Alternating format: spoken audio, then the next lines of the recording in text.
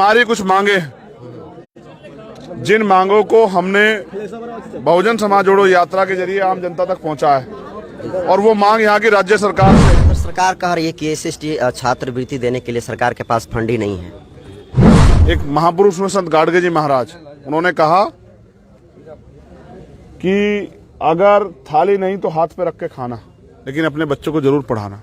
जमीन में बंटवारा हुआ आजादी के बाद, न धन में बंटवारा हुआ, न बिजनेस में बंटवारा हुआ, न रिसोर्स में बंटवारा हुआ, प्राकृतिक रिसोर्स में भी कोई बंटवारा नहीं हुआ। जो गरीब था वो गरीब रहा, जो अमीर था वो अमीर हो गया। आज भी लोगों पे पहनने के लिए अच्छे कपड़े नहीं हैं, आज भी लोगों पे जमीन नहीं है, आज भी लोगों पे पीने के लिए साफ पानी नहीं है। तो फिर उन सरकारों ने हमारी जिंदगी बदलने के लिए किया क्या? तो आप एसएसटी विरोधी कह रहे हैं, उसी सरकार के आप मंत्री के साथ, नीतीश कुमार के साथ आप मुस्कुराते हुए फोटो खिंचाते हैं। मैं तो आपके साथ ही मुस्कुराते फोटो। 52% ओबीसी को 52% आरक्षण मिलना चाहिए, और जाति की संख्या के आधार पे जिसकी इतनी संख्या बारी उसकी इतनी हिस्सेदारी।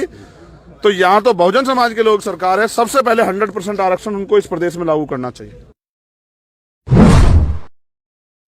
चंद्रशेखर आजाद रावण बहुजन महासम्मेलन को सफल बनाने के लिए आज बक्सर के ऐतिहासिक किला मैदान में आए हुए थे, और अभी जहां पर मैं मौजूद हूं ये राजकीय कल्याण छात्रावास कोरपिरवा में छात्रावास है बच्चों लोगों का, और यहीं पर चंद्रशेखर आजाद रावण जी जो है बच्चों को संबोधन कर रहे थे। और आप देख सकते हैं कि सभी बच्चों के हाथों में मोबाइल है, और चंद्रशेखर आजाद रावण से सारे बच्चे जो है सेल्फी लेने की कोशिश कर रहे हैं। बाकी कुछ निकलते हैं तो हम उनसे सवाल हम पूछते हैं। सर क्या कहिएगा सर, बहुजन महासम्मेलन को लेकर आप बक्सर में आए हुए हैं सर? बक्सर ऐतिहासिक रूप से भारत में नहीं दुनिया में जाना जाता है। चौसा, बक्सर और ये बिहार, यहाँ से हमें सीख लेनी चाहिए। बिहार बुद्ध की धरती है। उसके साथ पहले राजतंत्र था, चौसा का युद्ध हुआ, फिर बक्सर का युद्ध हुआ। पहले बंदूकें, गोली, लाठी, तोपें चलती थी, कत्ल होते थे, हत्या होती थी, रक्त रंजित हो जाती थी धरती, तब जाके राज बदलते थे।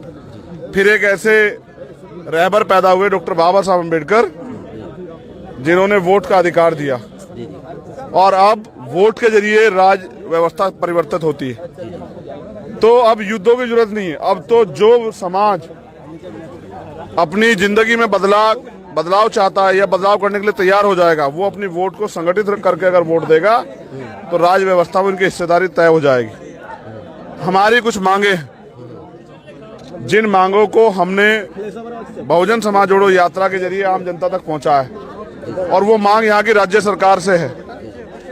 6 मार्च को हमारा प्रदेश व्यापी आंदोलन है, मिलर हाई स्कूल मैदान पटना में, और हम सरकार को समय देंगे, जिसमें पहली प्रमुख मांग ये है कि SC ST के बच्चों की जो स्कॉलरशिप जो रुकी हुई है वो जारी की जाए। SC ST आयोग को यहां बहाल किया जाए। ठेकेदारी में SC ST OBC को आरक्षण की व्यवस्था की जाए। SC ST एक्ट में जो मुआवजा है वो मुआवजा बढ़ा के 30 लाख रुपए किया जाए। बहुत सारी बुनियादी मांग, जैसे ताड़ी को कृषि का दर्जा दिया जाए। हम उम्मीद करेंगे ये सरकार हमारी मांगों को, जो जेन्युइन मांगे हैं, उनको सुने। सर ये सीट की बात एक कर रहे हैं। मिनट, अगर सरकार नहीं सुनेगी तो फिर हम दूसरे तरीके से अपने आंदोलन को मजबूत करेंगे। पहला हमारा आंदोलन सरकार को जगाने के लिए है। प्रदेश सरकार को यह एहसास नहीं कि SC ST आयोग होना यहाँ जरूरी, महिला आयोग होना यहाँ जरूरी। इसलिए 6 मार्च मिलर हाई स्कूल मैदान पटना, हमारा प्रदेश व्यापी जो बहुजन समाज जोड़ो, भाईचारा पैदा करो, ताकतवर बनो जो यात्रा चल रही थी, उसका समापन पटना में होगा। हम सरकार को मांग पत्र देंगे, समय देंगे। अगर मांगे पूरी नहीं होगी तो फिर दोबारा से पुनः अपने आंदोलन को मजबूत करके और अपने आंदोलन को कामयाब करेंगे। अब बताओ सर, सरकार कह रही है कि एसएसटी छात्रवृत्ति देने के लिए सरकार के पास फंड ही नहीं है। ये सरकार की जिम्मेदारी, हम लोग टैक्स पे करते हैं। हमारे जरूरत जो बुनियादी जरूरत है उसका पैसा भी अगर सरकार हमें नहीं दे रही है। एजुकेशन सबसे बड़ा हथियार है हमारे पास आगे बढ़ने के लिए। सरकार के पास और बहुत सारी चीजों के लिए पैसा है, लेकिन हमारे एजुकेशन के लिए पैसा नहीं है। ये एक तरह का षड्यंत्र है हमें कामयाबी से रोकने का। डॉक्टर बाबा साहब अम्बेडकर, जिनके हम अनुयायी हैं, उन्होंने कहा कि शिक्षा श्रेणी का वो दूध है जो पिएगा दहाड़ेगा। अगर आप हमें बेहतर शिक्षा की व्यवस्था नहीं करा सकते तो आपकी सरकार से हमें क्या फायदा है। फिर एक महापुरुष में संत गाडगे जी महाराज, उन्होंने कहा कि अगर थाली नहीं तो हाथ पे रख के खाना, लेकिन अपने बच्चों को जरूर पढ़ाना। जिस देश में संसाधनों में वितरण में गैर बराबरी हुई हो, न जमीन में बंटवारा हुआ आजादी के बाद, न धन में बंटवारा हुआ, न बिजनेस में बंटवारा हुआ, न रिसोर्स में बंटवारा हुआ, प्राकृतिक रिसोर्स में भी कोई बंटवारा नहीं हुआ। जो गरीब था वो गरीब रहा, जो अमीर था वो अमीर हो गया। तो भाई हमारे लोगों को आगे बढ़ने के लिए आप क्या कर रहे हो? 75 साल में अगर आज भी हमारे लोगों पे कच्चे मकान हैं, अगर आज भी हर घर तक रोजगार नहीं पहुंच रहा है, आज भी लोगों पे पहनने के लिए अच्छे कपड़े नहीं हैं, आज भी लोगों पे जमीन नहीं है, आज भी लोगों पे पीने के लिए साफ पानी नहीं है, तो फिर उन सरकारों ने हमारी जिंदगी बदलने के लिए किया क्या? तो हमें सरकार क्या कहती है इससे फर्क नहीं पड़ता। सरकार जिस तरह से दूसरे मदों का कार्य पूरा कर रही है, इस तरह से SC ST के स्कॉलरशिप का कार्य पूरा करे, वरना वो सरकार SC ST विरोधी सरकार मानी जाएगी। और SC ST विरोधी सरकारों को सबक सिखाना हम लोग अच्छी तरह जानते हैं। सर, जिसको आप SC ST विरोधी कह रहे हैं, उसी सरकार के आप मंत्री के साथ, नीतीश कुमार के साथ आप मुस्कुराते हुए फोटो खिंचाते हैं। मैं तो आपके साथ ही मुस्कुराते फोटो खिंचा लूंगा। जब वो अच्छा काम करेंगे तो मैं उनको बधाई भी दूंगा। जब वो जातिगत जनगणना करा रहे हैं, मैं उनको बधाई दे रहा हूँ। जब उन्होंने भारतीय जनता पार्टी से अलग हटके, वो भारतीय जनता पार्टी जो दलित पिछड़ों आदिवासियों को, जैन सिख बौद्ध पारसी ईसाई और मुसलमानों को अधिकार विहीन कर देना चाहती है, उनकी सरकार गिरा के और बहुजन समाज के दलों को तैयार करके उनकी सरकार बनाते हैं, तो मैं उनका धन्यवाद भी करता हूं कि वो गलत रास्ते से हटके आए। इसका मतलब ये नहीं कि मैं उनको खुली छूट दे दूं कि वो मेरे लोगों के अधिकारों पर डाका डाले। कितना फायदा होगा? और मेरा काम है सरकारों से अपने लोगों के अधिकारों के लिए लड़ना, सरकार किसी की हो। इसलिए हम अपने अधिकारों के लिए आवाज उठाना जानते हैं। हम सरकार से जो कॉन्स्टिट्यूशन के आर्टिकल 19 ने हमें अधिकार दिया है, 19 ने, हम उसी का प्रयोग कर रहे हैं। हम अपनी बात को कह रहे हैं और हम अपने प्रोटेस्ट के अधिकार का प्रयोग करके सरकार से अपनी मांगे बनवाना चाहते हैं कि सरकार हमारी मांगों पे गौर करे। इतने बड़े समुदाय की मांगों को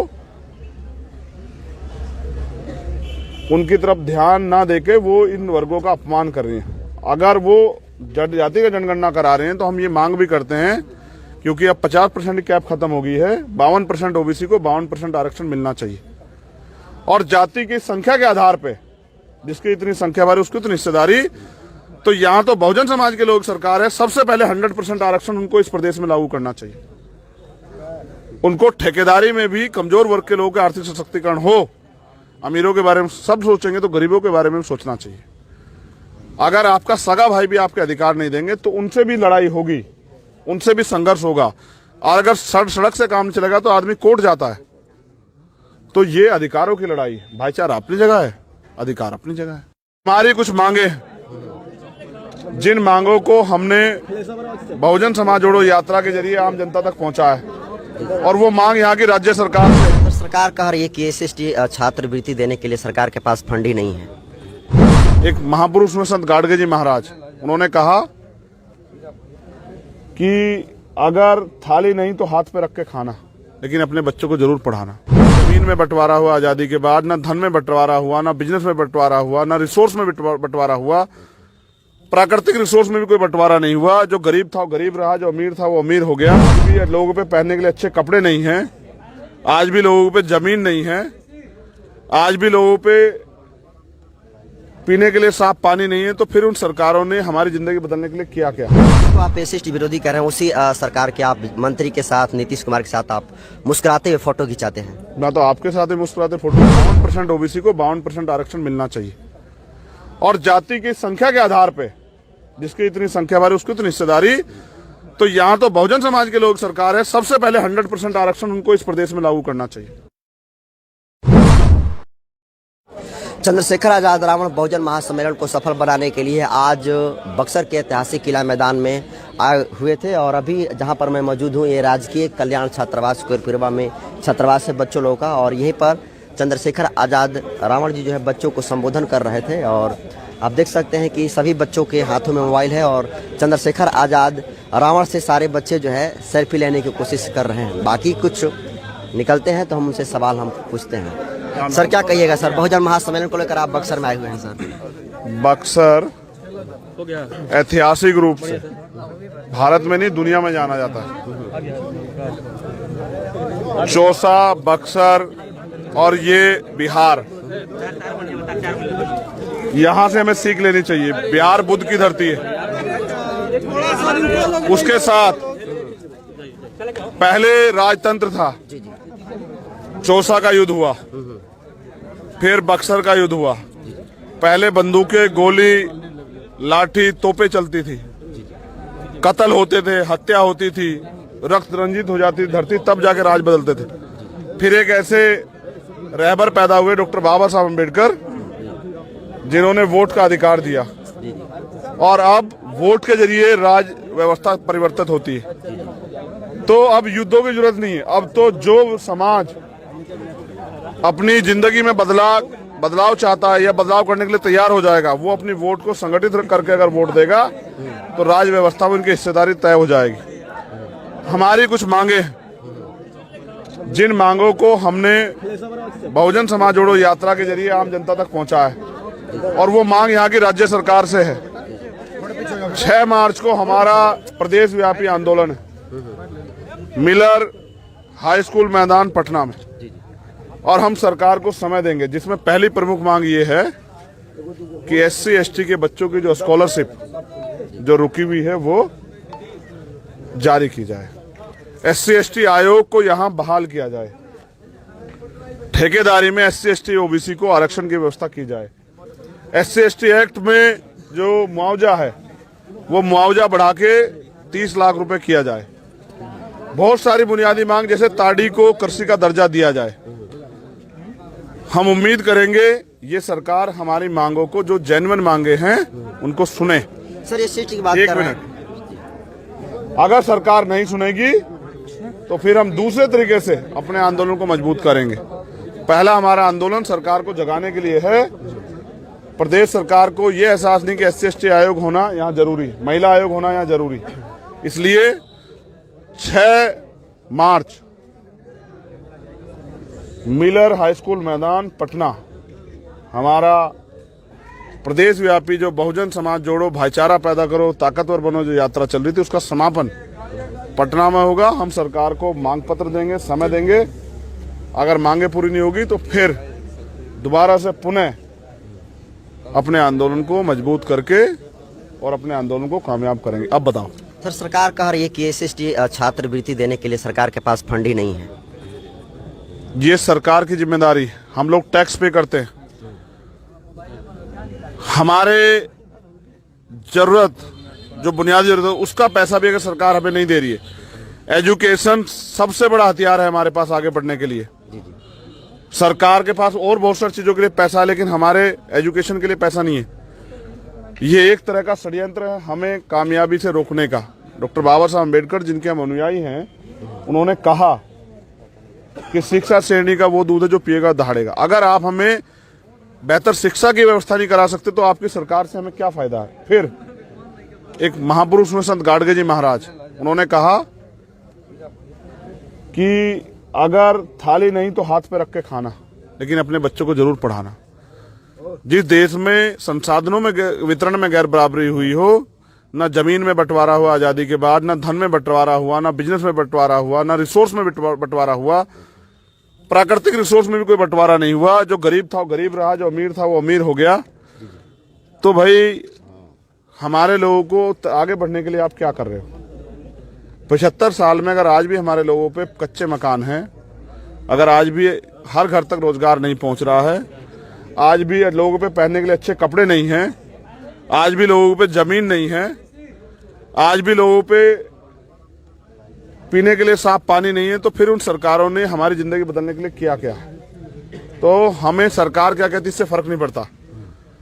सरकार जिस तरह से दूसरे मदों का कार्य पूरा कर रही है, इस तरह से SC ST के स्कॉलरशिप का कार्य पूरा करे, वरना वो सरकार SC ST विरोधी सरकार मानी जाएगी और SC ST विरोधी सरकारों को सबक सिखाना हम लोग अच्छी तरह जानते हैं। सर, जिसको आप SC ST विरोधी कह रहे हैं उसी सरकार के आप मंत्री के साथ, नीतीश कुमार के साथ आप मुस्कुराते हुए फोटो खिंचाते हैं। मैं तो आपके साथ ही मुस्कुराते फोटो खिंचा लूंगा। जब वो अच्छा काम करेंगे तो मैं उनको बधाई भी दूंगा। जब वो जातिगत जनगणना करा रहे हैं मैं उनको बधाई दे रहा हूं। जब उन्होंने भारतीय जनता पार्टी से अलग हटके, वो भारतीय जनता पार्टी जो दलित पिछड़ों आदिवासियों को, जैन सिख बौद्ध पारसी ईसाई और मुसलमानों को अधिकार विहीन कर देना चाहती है, उनकी सरकार गिरा के और बहुजन समाज के दलों को तैयार करके उनकी सरकार बनाते हैं, तो मैं उनका धन्यवाद भी करता हूं कि वो गलत रास्ते से हटके आए। इसका मतलब ये नहीं कि मैं उनको खुली छूट दे दूं कि वो मेरे लोगों के अधिकारों पर डाका डालें। कितना फायदा होगा? और मेरा काम है सरकारों से अपने लोगों के अधिकारों के लिए लड़ना, सरकार किसी की हो। इसलिए हम अपने अधिकारों के लिए आवाज उठाना जानते हैं। हम सरकार से जो कॉन्स्टिट्यूशन के आर्टिकल 19 ने हमें अधिकार दिया है, 19 ने, हम उसी का प्रयोग कर रहे हैं। हम अपनी बात को कह रहे हैं और हम अपने प्रोटेस्ट के अधिकार का प्रयोग करके सरकार से अपनी मांगे बनवाना चाहते हैं कि सरकार हमारी मांगों पे गौर करे। इतने बड़े समुदाय की मांगों को उनकी तरफ ध्यान ना देके वो इन वर्गों का अपमान कर रही हैं। अगर वो जातिगत जनगणना करा रहे हैं तो हम ये मांग भी करते हैं, क्योंकि अब 50% की कैप खत्म हो गई है, 52% ओबीसी को 52% आरक्षण मिलना चाहिए। और जाति की संख्या के आधार पे जिसकी इतनी संख्या बारे उसकी इतनी हिस्सेदारी, तो यहाँ तो बहुजन समाज के लोग सरकार है, सबसे पहले 100% आरक्षण उनको इस प्रदेश में लागू करना चाहिए। उनको ठेकेदारी में भी कमजोर वर्ग के लोगों का आर्थिक सशक्तिकरण हो। अमीरों के बारे में सब सोचेंगे तो गरीबों के बारे में सोचना चाहिए। अगर आपका सगा भाई भी आपके अधिकार नहीं देंगे तो उनसे भी लड़ाई होगी, उनसे भी संघर्ष होगा। और अगर सड़क से काम नहीं चलेगा तो आदमी कोर्ट जाता है। तो ये अधिकारों की लड़ाई, भाईचारा अपनी जगह